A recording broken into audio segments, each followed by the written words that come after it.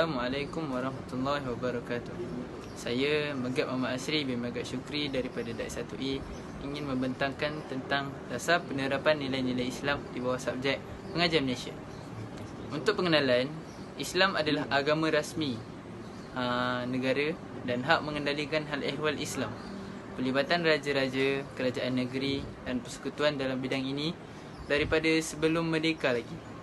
Untuk latar belakang pula, aktiviti dan program penting yang dikelolakan oleh mereka termasuklah sekolah agama, mahkamah syariah, zakat fitrah, pembinaan surau dan masjid. Untuk rasional pula, dasar penerapan nilai-nilai Islam adalah sebahagian daripada usaha kerajaan Malaysia. Nilai-nilai Islam yang dapat diterima oleh semua rakyat adalah menjadi asas penting untuk membentuk identiti dan perpaduan. Seterusnya, evolusi nilai Islam, iaitu menerusi dakwah Islamiah yang begitu berpengaruh.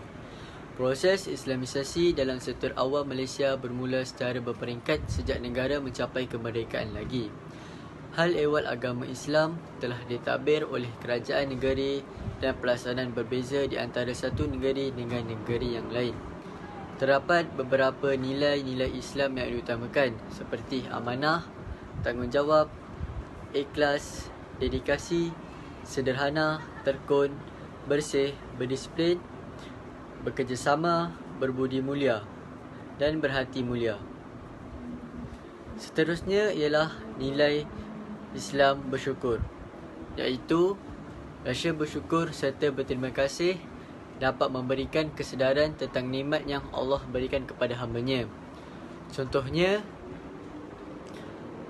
sentiasa bersyukur atas nikmat Allah yang diberikan kepada hamba-Nya, seperti nikmat hidup dan nikmat makan. Rasa kekurangan yang dilafazkan itu boleh menggerakkan seseorang itu untuk melipat gandakan usahanya. Nilai Islam yang seterusnya ialah amanah. Amanah ialah tugas yang perlu dilakukan dengan sebaik mungkin supaya tiada penyelewengan yang berlaku dalam tugas yang diberikan. Selain itu, dedikasi. Dedikasi menolak sifat keterlaluan dalam pelbagai aspek dan berusaha gigih untuk menghasilkan kerja yang memuaskan. Dedikasi juga merupakan tindakan pengorbanan dalam bentuk tenaga, fikiran dan waktu demi mewujudkan keberhasilan sesuatu usaha. Dalam Islam pula, individu dikehendaki memulakan usaha dengan mengambil beberapa inisiatif bagi menggerakkan setiap masyarakat ke arah yang lebih baik. Di samping itu, bekerjasama dalam erti kata lain, saling tolong-menolong antara satu sama lain dan mengamalkan pemufakatan dalam semua perkara. Manusia saling melengkapi untuk menutupi kekurangan yang terdapat pada diri mereka. Hal ini dapat dikaitkan dengan peribahasa bersatu teguh, bercerai roboh. Nilai seterusnya adalah tanggungjawab. Tanggungjawab merupakan salah satu kunci kejayaan. Setiap individu mempunyai tanggungjawab masing-masing.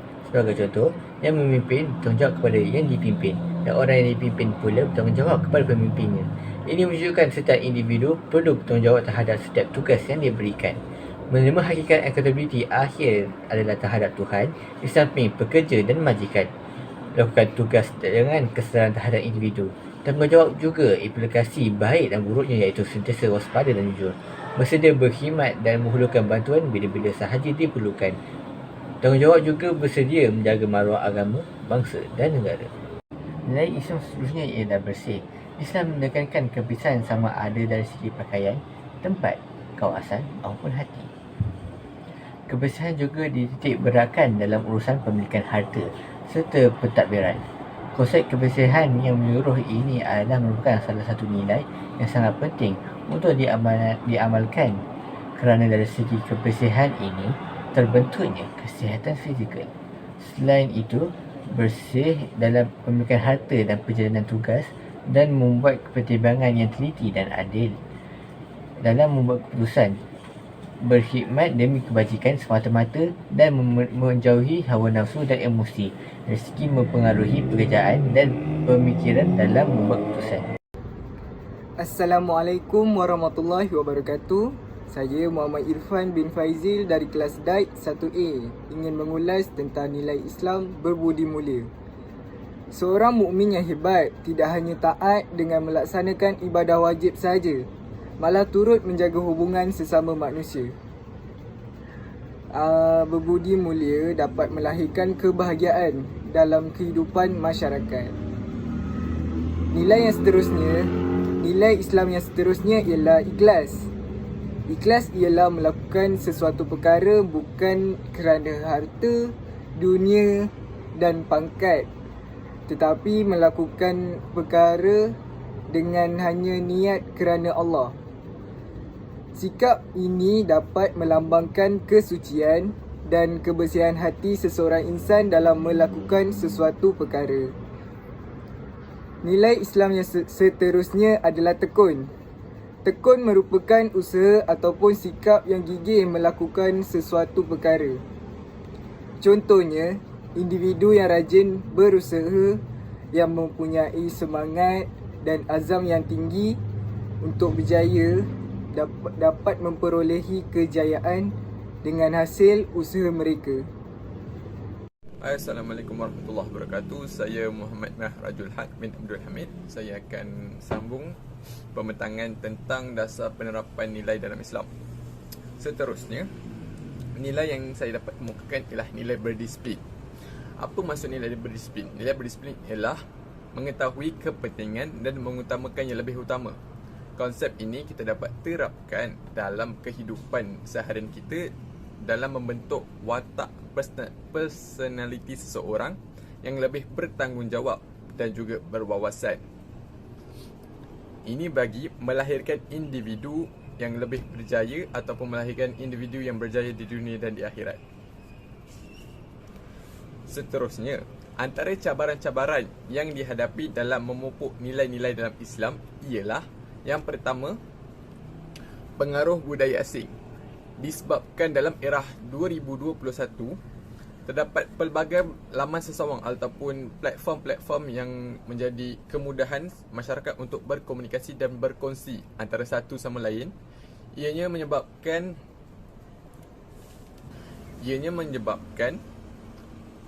pengaruh daripada luar seperti budaya-budaya barat, budaya-budaya daripada utara, selatan dan timur wujud dalam negara kita.